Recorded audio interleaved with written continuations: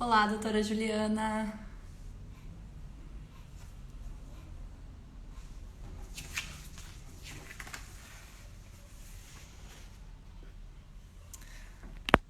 Boa noite, todos e todas. Vou convidar a doutora aqui para nos acompanhar na live.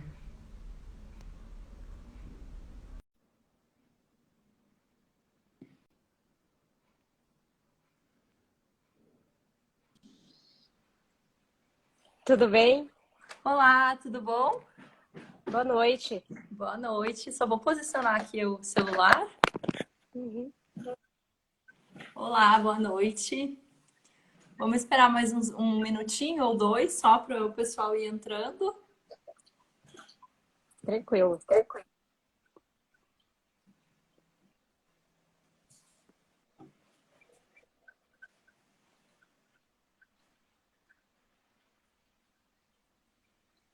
Bom, acho que vamos começar em respeito aos pontuais, né? Então, pessoal, boa noite a todos, doutores, doutoras, público que está nos acompanhando hoje. Vamos fazer essa live, então, com a doutora Juliana Olavo Pereira. Ela é médica ginecologista, especialista em vídeo... Vamos ver se eu falo certo. Videolaparoscopia ginecológica e endometriose. Então, hoje ela vai estar aqui com a gente para conversar um pouco, bastante, né, sobre endometriose, que tem estado, né, na pauta super em alta, na verdade, né? Então achamos que seria uma boa a gente trazer esse debate aí para as nossas redes. Doutora, eu vou pedir para você se apresentar e logo depois vou começar a lhe fazer algumas perguntas, então pode ficar à vontade. Tudo bem, então boa noite a todos, né? Obrigada a todos que estão nos assistindo hoje.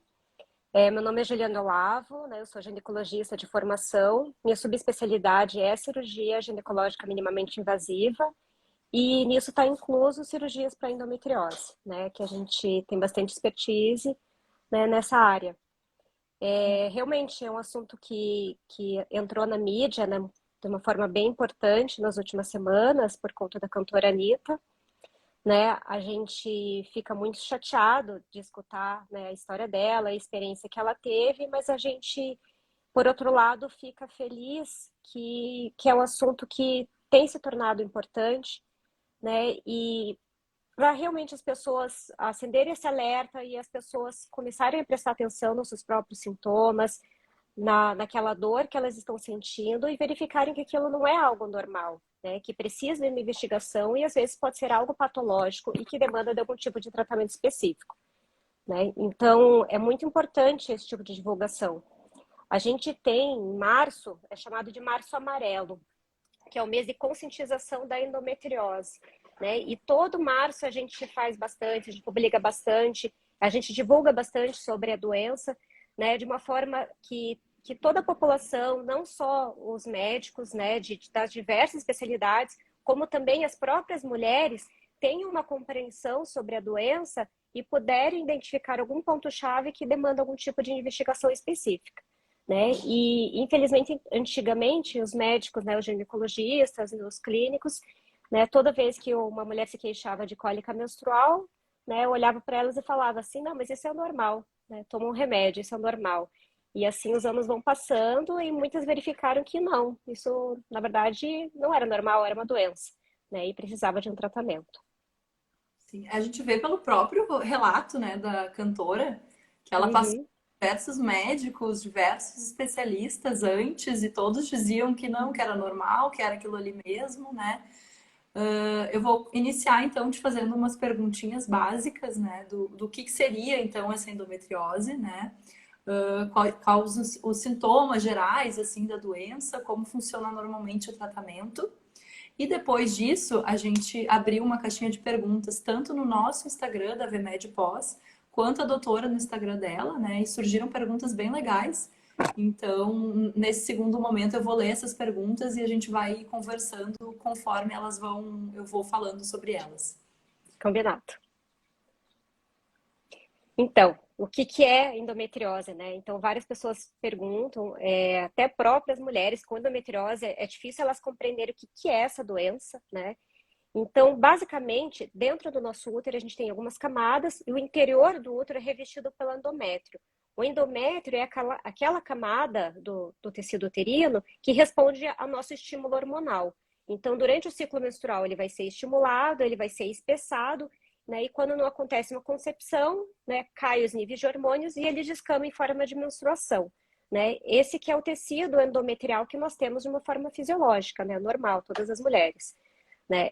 O que é endometriose? É esse tecido, esse estroma endometrial fora da sua localização habitual, né? Por exemplo, implantado nos ligamentos abaixo do útero, às vezes intestino, às vezes bexiga, às vezes em tecidos externos, né? E às vezes infiltrado até na musculatura do útero, que se chama adenomiose, né? Então, todo o tecido endometrial, estroma endometrial, que esteja ectópico, ou seja, fora do seu local de origem, é chamado de endometriose.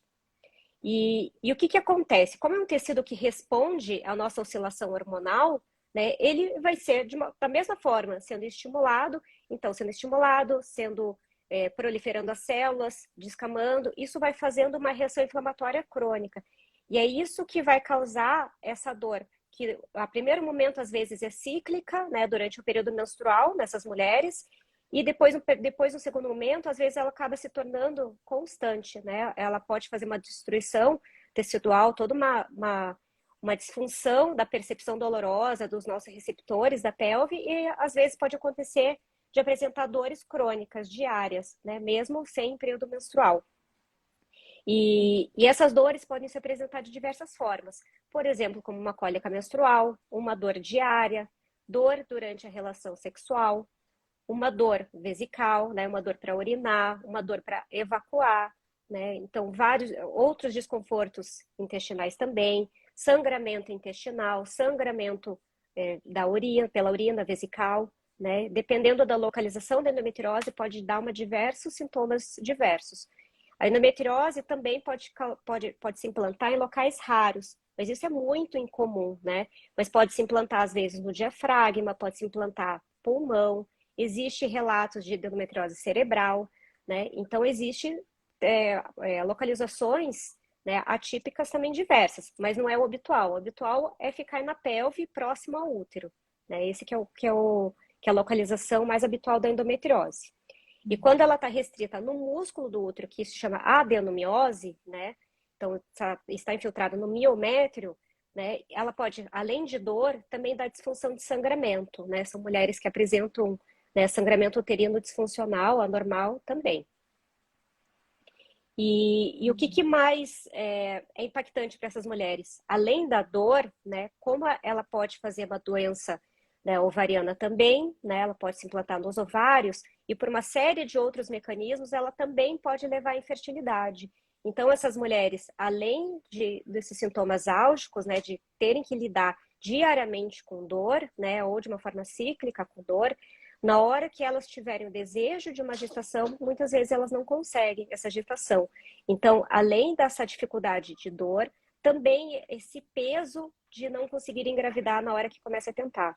Muitas mulheres acabam descobrindo a endometriose nessa fase, né? Elas estão alguns meses ou até anos tentando engravidar, daí começam a fazer uma investigação, e às vezes a investigação, a gente imagina que vai levar, assim, 2 meses, chega no médico e fala assim, olha, estou tentando engravidar há 6 meses, ou 1 ano, ou 2 anos, não consigo, e de repente ela já descobre endometriose em poucos meses. Às vezes essa investigação demora 5 anos, 8 anos, né? Então, assim, é algo que realmente é assustador, né? Então, o atraso no diagnóstico da endometriose é algo que é vivenciado diariamente, tá? E muitas vezes daí que elas se tocam. Nossa, então quer dizer que eu tenho endometriose? Então quer dizer que aquela cólica que eu senti a vida inteira, que meu médico falava que era normal, na verdade era uma doença, né? E assim que elas percebem que aquela sintomatologia que elas passaram a vida inteira sentindo dor, né? E na verdade elas não deveriam sentir, tá? Elas poderiam ter sido tratadas, né? Poderiam ter uma qualidade de vida muito diferente do que elas tiveram na vida delas. Sim, sim, nossa, é muito frustrante, né? A gente saber, nós como mulheres, né, sabemos que existem existe essa falta, né, de diagnóstico, né, que realmente complica muito, né, diversas fases, diversos momentos da vida da mulher. E doutora, qual seria então o tratamento? Assim, acredito que dependa de caso a caso, né? Mas assim, um panorama geral de como funciona. Então, assim, o tratamento sempre vai ser individualizado, né? Então, antigamente, como que era antigamente? Antigamente, né, até a gente não tinha exames de imagens muito bons para realmente desconfiar de endometriose. Então, quando a mulher apresentava dores incapacitantes, eles partiam direto para um tratamento cirúrgico para fazer o diagnóstico da endometriose, né? E antigamente, à medida que os exames foram ficando bons, né, toda vez aparecia endometriose, era sinônimo de cirurgia, né? Não se falava de outro tipo de tratamento. Então, até os cirurgiões mais antigos, né, os médicos mais antigos, olhou o exame, apareceu endometriose, você vai ter que operar. Você vai ter que operar ou você vai ter que tirar o útero, então ela vai ter que correr e fazer uma cirurgia, né? E o que que acontecia? A endometriose, às vezes, ela pode ser progressiva. Então, às vezes, fazia uma cirurgia, alguns anos depois aparecia de novo e alguém operava de novo. Né? Hoje eu atendi uma paciente, né, que ela agora está com 50 anos, ela fez 8 cirurgias na vida dela inteira, né? Então, assim, isso é uma coisa que não é para acontecer mais, né? Hoje a gente sabe que não é porque existe uma suspeita, um diagnóstico de endometriose, que obrigatoriamente nós vamos precisar operar, tá? Hoje tem critérios para tratamento cirúrgico, né? Então, aquela mulher, se por acaso ela apresenta uma doença que não seja tratamento cirúrgico obrigatório, ou seja, se ela não tem uma disfunção num órgão, né, a gente precisa restaurar a função daquele órgão, por exemplo, uma endometriose no intestino que seja fazendo uma obstrução intestinal, ou uma endometriose no ureter que seja obstruindo o ureter, né, a gente precisa operar obrigatoriamente, senão pode até fazer uma lesão renal. Né? Então, independente da dor, independente dos sintomas ou expectativa, ou até da vontade daquela paciente operar, é um tratamento cirúrgico obrigatório, porque a gente precisa restaurar a função, né, daqueles órgãos. Né? Mas aquelas doenças que não são obrigatórias, a gente primeiro pode tentar fazer um bloqueio, por exemplo, da menstruação. Né? Então, como é um tecido que responde à oscilação hormonal, quando a gente entra com algum tipo de bloqueio, né, existe diversas substâncias disponíveis, né, no mercado, a gente tende a controlar melhor os sintomas da doença, né? E às vezes controla também a evolução, né? Então, às vezes a gente acaba deixando ela estacionada também quando a gente faz um bloqueio. Esse bloqueio poderia ser com uma pílula contínua, ou com Dilmirena, ou com Implanon, né? Então, assim, e tem diversas opções para a gente poder fazer isso, né? Mas fazer um bloqueio hormonal, por exemplo, seria uma opção.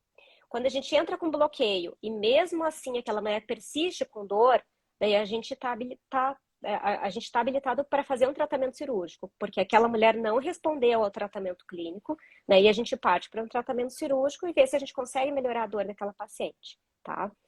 Para as mulheres com infertilidade, né, que vão tentar uma gestação natural, né, a gente tem alguns estudos que relatam que se a gente operar e fazer a retirada das lesões, a gente tende a aumentar as taxas de gestação natural após a cirurgia. Né? Então, tem alguns estudos que são favoráveis a isso. Mas se aquela mulher, né, por exemplo, tem mulheres que são inférteis e não tem dor, né, descobre por conta da infertilidade que tem endometriose. Se aquela mulher com infertilidade, né, que não tem dor, né, ela vai direto, por exemplo, para uma fertilização in vitro, né, fazer a cirurgia ou ir direto para a fertilização in vitro, não muda o resultado, não muda o desfecho, ou seja, a taxa de gestação da fertilização in vitro, ela tende a ser a mesma, operando ou não, né? Até se ela tiver uma doença ovariana, né, e infertilidade, o ideal, assim, a gente até orientar ela, fazer todo o estímulo de ovulação, captar óvulo antes da cirurgia, antes da gente mexer, manipular naquele ovário, né? Porque toda vez que a gente vai operar um ovário, a gente tende a fazer pequenos danos naquele ovário e comprometendo um pouquinho a função dele, né? Então, as mulheres com infertilidade, o ideal é que elas façam captação de óvulo antes da cirurgia, antes que a gente precise manipular cirurgicamente aqueles ovários. Mas tudo isso, né, é todo um acompanhamento. A gente, às vezes, vai entrar com medicamento, vai acompanhar, ela retorna com a gente, vê se melhorou da dor, né? E juntos a gente vai decidir um tratamento cirúrgico, né? Então, e outra coisa que é muito importante, né? Então, endometriose não é uma doença maligna, né? Então, quando é uma doença benigna, né? Então, de repente, existe alguém com dor, né, que está fazendo bloqueio, ela não tem vontade de operar, ela não tem desejo de estar fazendo cirurgia, né? A gente não precisa obrigar ela a fazer uma cirurgia também, né? Então, cada um tem sua autonomia também de ter, de passar pelo procedimento, né? A gente não, ninguém aqui vai ser obrigado, né, a fazer alguma coisa, né? Então, se você não operar, você vai morrer dessa doença. Não vai, isso não vai acontecer. Pode ser que tenha dores incapacitantes, mas não vai acabar falecendo por conta da doença, né? Então, o desejo de operar também é uma coisa que é muito importante e tem que ser levado em consideração, tá? Porque muitas mulheres, por exemplo, elas vão em alguns cirurgiões que falam assim, ah, você vai ter que operar e vai ter que tirar o útero também. E muitas não querem tirar o útero, né? Muitas querem fazer a cirurgia, mas não têm a vontade de retirar o órgão, né? Então, por mais que até possa ser melhor para o tratamento daquela doença, né, a autonomia da mulher também deve ser respeitada, né? Sim, com certeza. Com certeza. Bah, com certeza. É isso, em diversos âmbitos, né, da vida, inclusive. Sim, com certeza. Vou, então, o pessoal que está chegando agora, vi que tem umas carinhas novas aí, pedir para todo mundo deixar o seu like, compartilhar com algum amigo, alguma amiga que possa estar interessado no assunto. E vamos passar então para fazer as perguntas mais específicas que chegaram através das caixinhas de pergunta, tanto nossas quanto da doutora. E agora eu vou pedir permissão então para ler as perguntas que foram feitas. A primeira delas, então, é uma paciente que após 2 abortos descobriu endometriose profunda com aderência de útero e ovário. É caso cirúrgico? Então, depende, né? Essa aderência, ela é uma aderência que está dentro do útero, né? Existe um tipo de aderência que é chamada de sinéquia uterina, que é uma aderência dentro do útero e pode ser até secundário. Às vezes, se ela passou por procedimentos como curetagem, né? E ela pode ter cicatrizes dentro do útero, ali naquela região do endométrio que eu falei mais cedo, né? E se por acaso tiver, ela tem indicação de fazer um procedimento minimamente invasivo, né? Para a gente fazer lise, cortar essas aderências de dentro do útero, tá? Então, poderia ser uma indicação, né, se for isso. Agora, se for externo ao útero, né?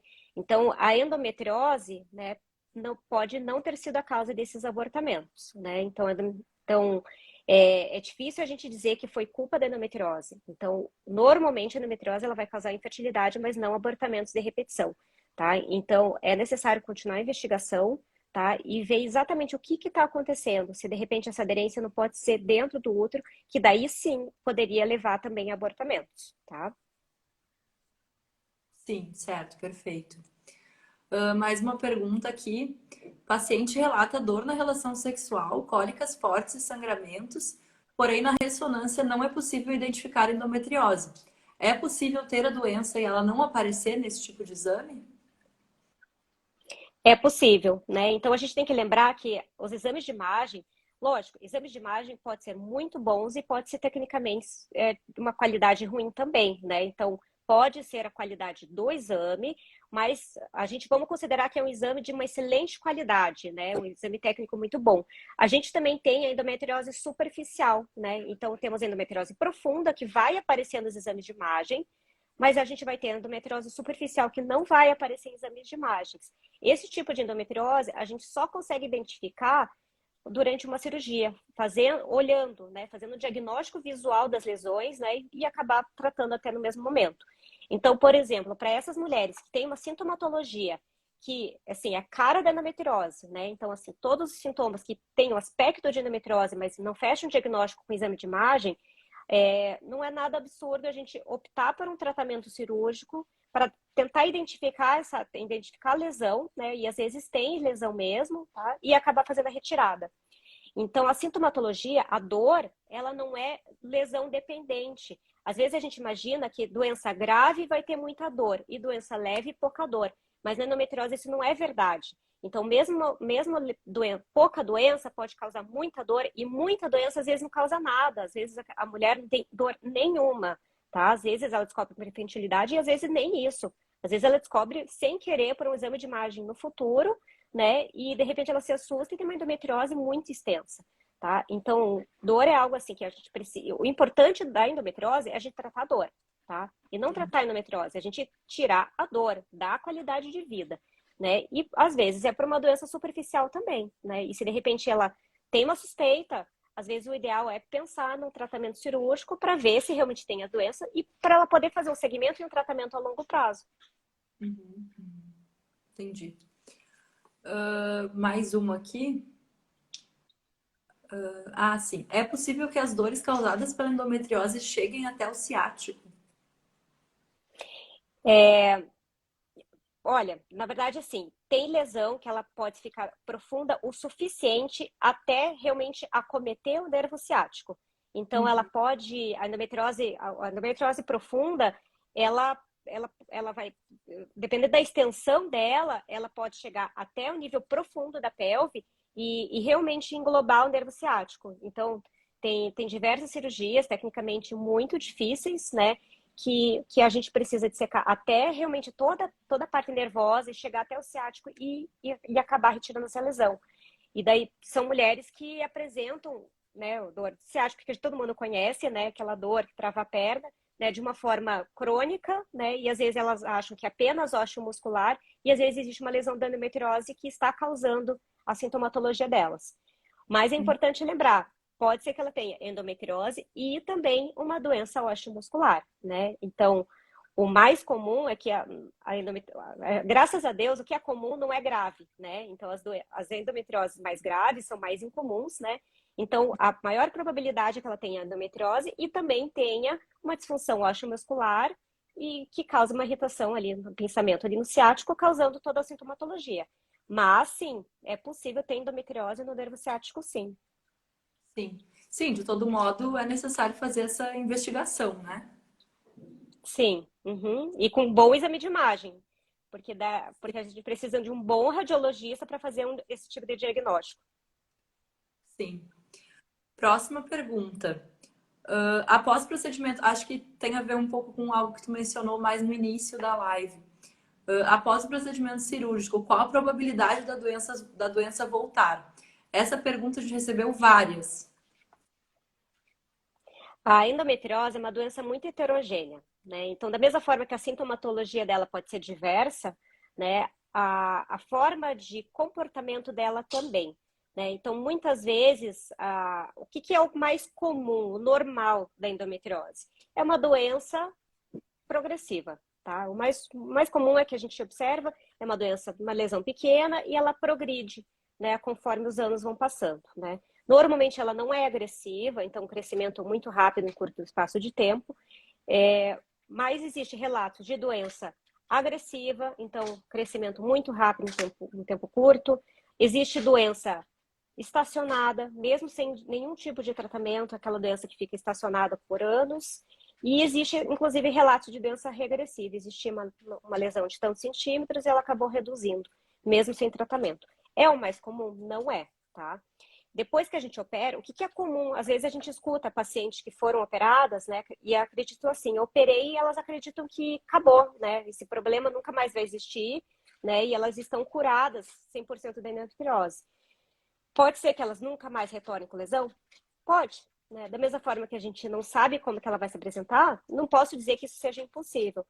Mas o comum, né, é que apareçam novas lesões. Tá? Então, por isso que é importante, né?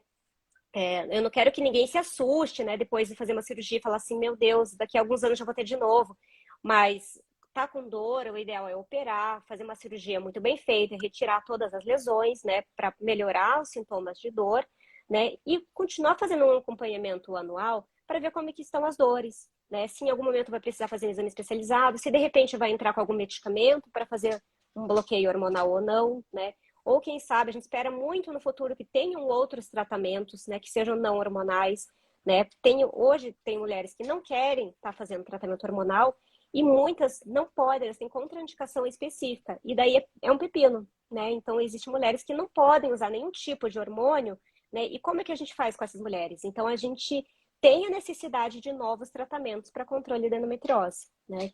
E como a gente não entende toda a fisiopatologia da doença, a gente não compreende, a gente compreende pequenos pontos, né? Que é uma doença é uma doença que tem um fundo genético, é uma doença que tem toda uma alteração imunológica, toda uma alteração de mediadores inflamatórios, né? Existem várias teorias, né, da fisiopatologia da doença, mas nada disso linka. A gente não compreende a totalidade da endometriose, o porquê que uma mulher tem e outra não, e por que que a doença se apresenta de uma forma tão diversa, tanto em sintomas quanto de comportamento, né? Isso faz com que a gente tenha uma dificuldade de tratamento, porque é muito difícil.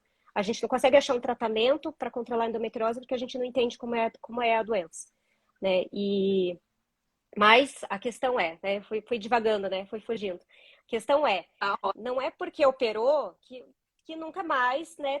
Nunca mais vai esquecer, né? Vou ignorar o que aconteceu, porque muitas vezes elas vão ficar sem dor por anos e de repente quando forem ver já tem novas lesões, às vezes novas lesões importantes, né? E a ideia é não operar mais, né? Aquilo, né, que aconteceu com a minha paciente, ser operada 8 vezes, diversos pacientes foram operados 3, 4, 5 vezes. O ideal é que isso não se aconteça nunca mais, né? Que seja uma única cirurgia bem feita, né? E que não seja cirurgias de repetição. Sim, sim, claro, claro. Bom, temos as últimas 3 perguntas aqui. Vou aproveitar porque eu tô vendo que tem mais um pessoal chegando.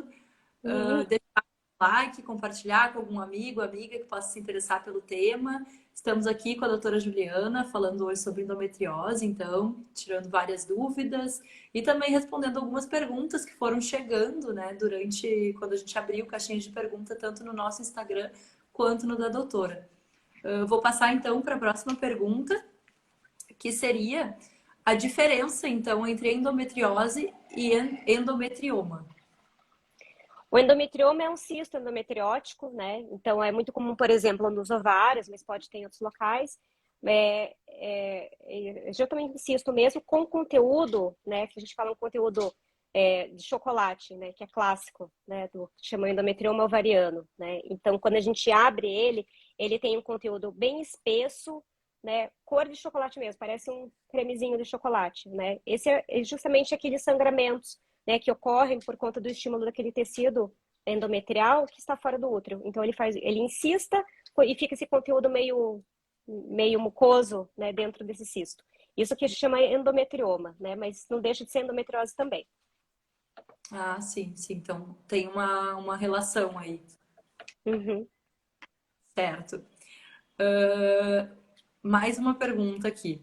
Gestrinona é um bom tratamento para endometriose? Essa eu acho que Aí, até eu já posso responder, que é um tratamento sempre individualizado. é, sim. Então, a gestrinona, o que é a gestrinona, né? A gestrinona é um hormônio sintético. Ele era utilizado antigamente, há muitos anos atrás, como uma opção de bloqueio hormonal, né? E ele foi descontinuado, né, por conta dos efeitos adversos, né, dele. Né? Ele acabou retornando há alguns anos, sendo popularizado no chip da beleza, né? E com a promessa de ganho de massa, né, ganho de massa, de perda de gordura, né? Da mesma forma que hormônios, né, anabólicos e androgênicos também funcionam, né?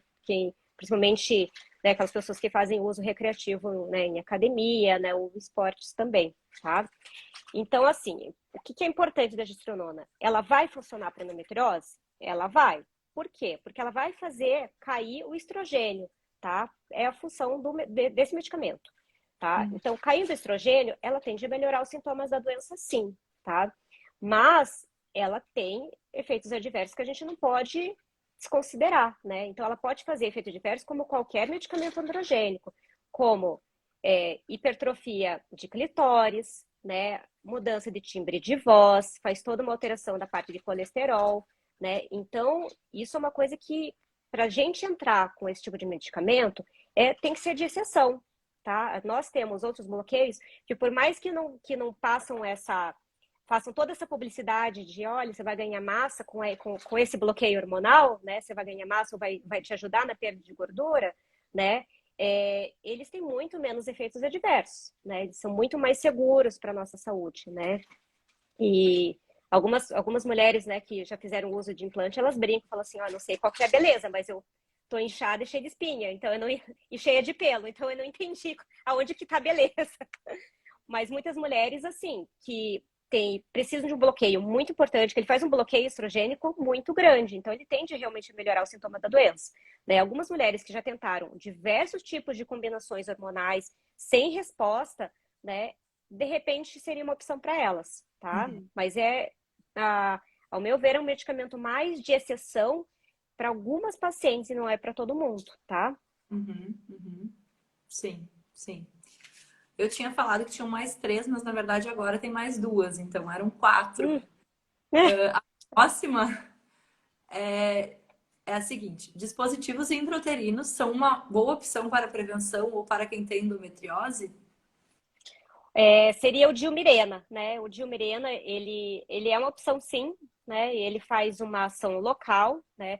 É lógico, se a gente tem uma doença muito extensa, localizada assim, de uma forma distante, pode ser que ele não tenha uma boa resposta, mas o Dilmirena, ele é uma opção sim para fazer o bloqueio. Eu gosto muito, né?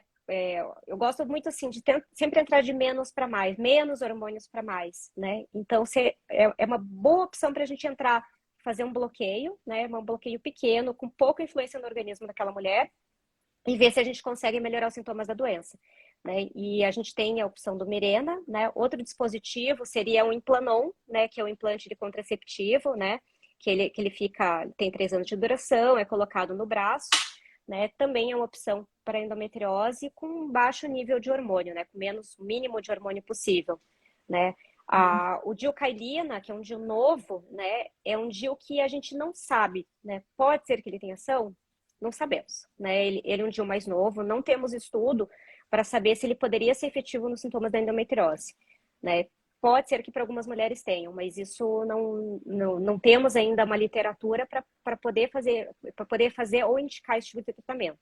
O laboratório ele indica o Dilmirena mesmo para tratamento de doenças, né? Doenças ginecológicas. Sim, sim, sim. Bom, por último, acho que também já é algo que foi respondido, mas vale fazer novamente. Seria se a endometriose pode ser tratada, então, com medicamentos ou se apenas o tratamento é mesmo a intervenção cirúrgica. Como eu falei, sim, né? E a gente tem que ter aberto assim a medicamento, né? Hoje eu tenho muito mais paciente que estamos medicando, né? E não vamos operar a princípio, né? A não ser que mude o quadro clínico delas, do que pacientes que eu realmente vou operar, né? Então, sim, né? O tratamento medicamentoso ele é muito importante, né? Hoje em dia ele é muito estudado, né? E a ideia é entrar primeiro com tratamento clínico, né? E quando existe uma refratariedade, assim, uma não resposta ao tratamento clínico, né? A gente parte daí para o tratamento cirúrgico, né?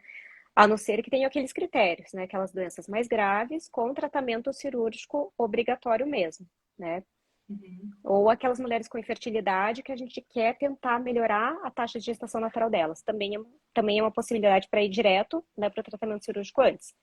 Né? A gente não tem, para a infertilidade, né, não existe evidência, né, volta e meia a gente vê esse tipo de conduta, mas não existe evidência você fazer, né, use 6 meses de medicamento e daí vai tentar engravidar depois, né? Então, isso não existe essa melhora de taxa de gestação, fazer um tratamento curto, tá? Então, a ideia de tratamento é a melhora da sintomatologia, não obrigatoriamente vai reduzir a doença dela, né? Então, quando a gente quer melhorar a taxa de gestação, né, de gestação espontânea, daí é tratamento cirúrgico, daí não é tratamento medicamentoso.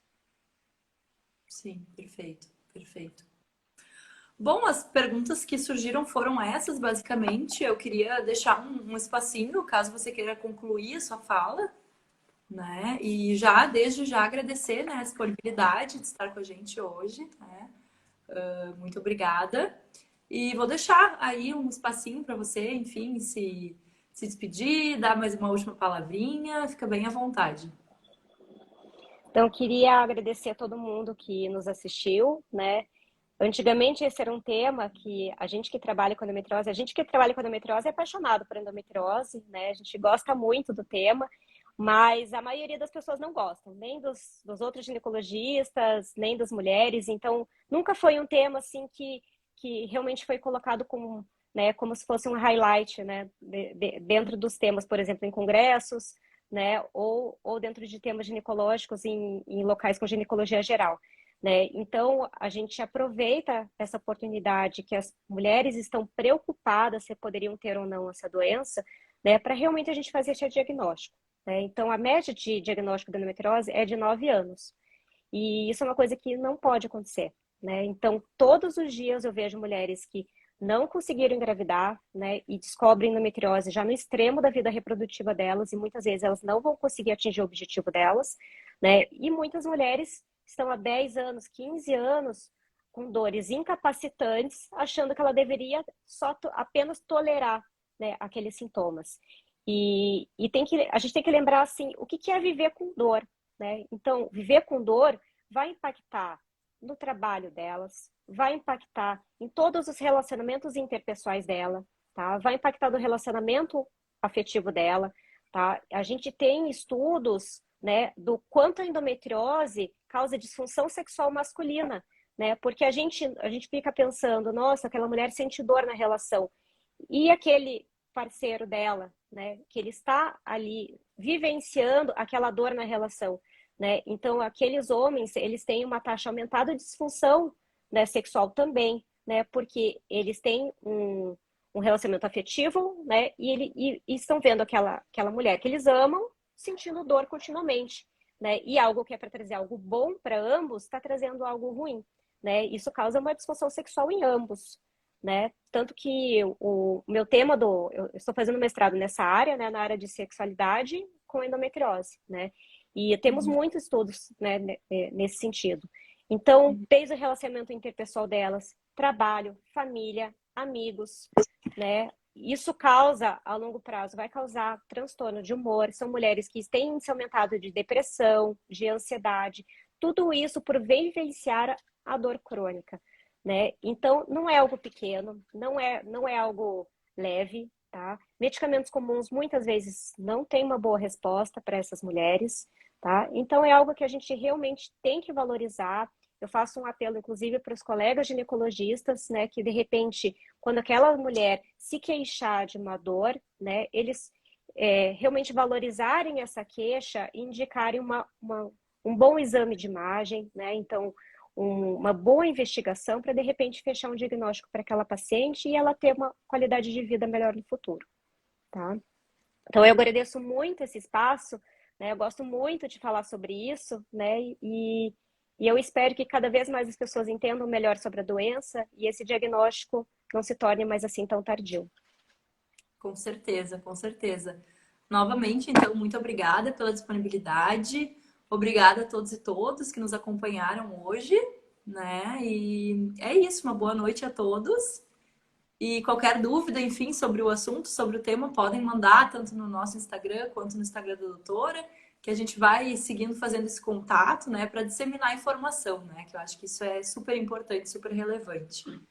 Então, Então, muito obrigada, então, pelo convite. Boa noite. obrigada, boa noite, tchau, tchau. Tchau, tchau.